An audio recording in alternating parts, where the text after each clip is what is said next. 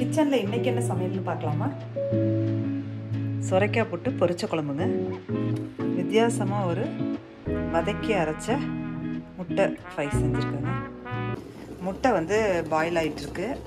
அதுக்கப்புறம் குழம்புக்கு ரெடி பண்ணிகிட்ருக்கேன். பூண்டு தட்டி போட்டிருக்கேங்க எண்ணெயை ஊற்றி. அப்புறம் வெங்காயம், பச்சை மிளகா, தக்காளி, உப்பு அதாங்க வதங்கிட்டுருக்கு. என்ன செய்ய போகிறேன்னா, இங்கே பாருங்கள், இந்த சுரைக்காவை வந்து தோல் சீவி வச்சுருக்கேன். இதை போட்டு தான் இன்றைக்கி நான் பொரிச்ச குழம்பு வைக்க போகிறேங்க. முட்டையை வந்து ஒரு அவிச்சு கிரேவி மாதிரி பண்ண போகிறேன். நெக்ஸ்ட்டு வந்து மஞ்சத்தூள், மிளகாத்தூள் 1 ஸ்பூன், மல்லித்தூள் 2 ஸ்பூன், மஞ்சத்தூள் 1/2 ஸ்பூனுங்க. இதை இதில் சேர்த்து நல்லா வதக்கிக்கலாம். சுரைக்காவை இதில் சேர்த்துட்டேன். இப்போ கொஞ்சம் தண்ணி ஊற்றி இந்த சுரைக்காவை வேக விட்டுக்கலாங்க. இந்த மாதிரி ஒரு பெரட்டி விட்டுட்டு அதுக்கப்புறம் தண்ணி ஊற்றி வேக வைங்க. தண்ணி தேவையான அளவு தண்ணியை ஊற்றி வேக வச்சுக்கலாங்க. எண்ணெய் கொஞ்சம் ஊற்றிக்கலாம்.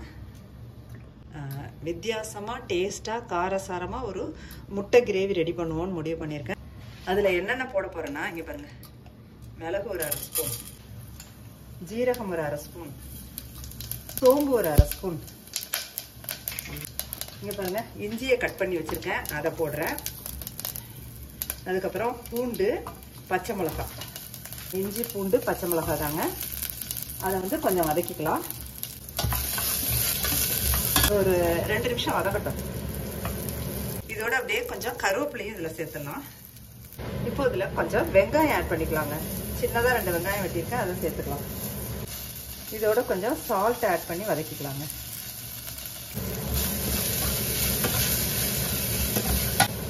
ஆயில் பத்தல, ஆயில் கொஞ்சம் ஆட் பண்ணிக்கலாங்க. இதோட தக்காளியும் ஆட் பண்ணிடலாங்க. வதங்கணும்னா மூடி போட வேண்டியதுதான். மூடி போட்டாதான் நல்லா வதங்கும்.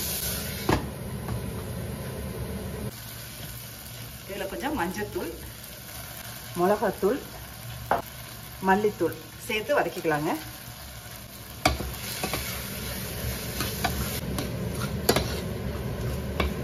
அடுப்பை ஆஃப் பண்ணிட்டு நல்லா ஆற வச்சுக்கலாங்க. அடுப்பு ஆஃப் பண்ணியாச்சு, நல்லா ஆறட்டும்.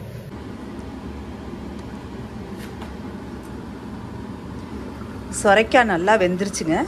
தேங்காய் சோம்பை மிக்சியில் அரைச்சி வச்சுருக்கேன், அதை இப்போ குழம்புல சேர்த்துடலாங்க.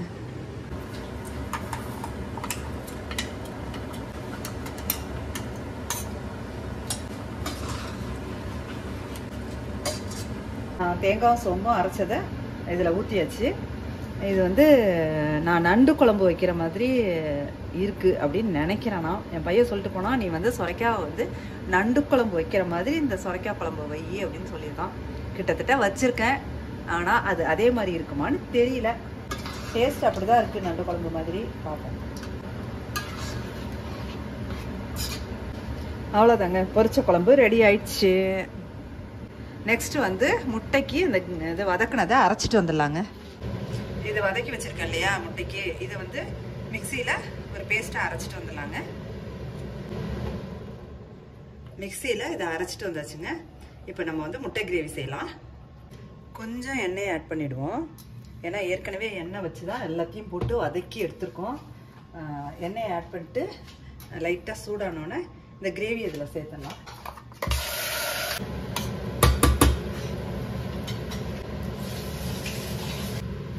உப்பு பத்தலைங்க, கொஞ்சம் உப்பு சேர்த்துக்கலாம்.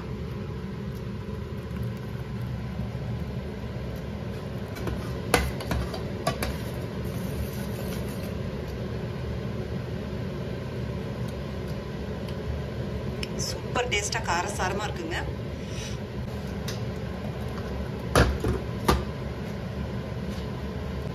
எண்ணெய் நல்லா பிரிஞ்சு வர வரைக்கும் அது இருக்கட்டுங்க. முட்டையை இந்த மாதிரி ஒரு 4-5 இடத்துல கீறிட்டு அதோட சேர்த்துடலாங்க.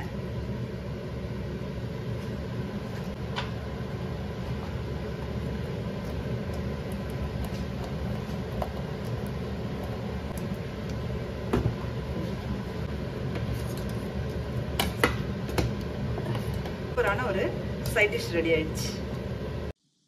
இந்த வீடியோ உங்களுக்கு பிடிச்சிருந்தா லைக் பண்ணி, ஷேர் பண்ணி, கமெண்ட் பண்ணி, சப்ஸ்கிரைப் பண்ணிடுங்க. Thank you friends.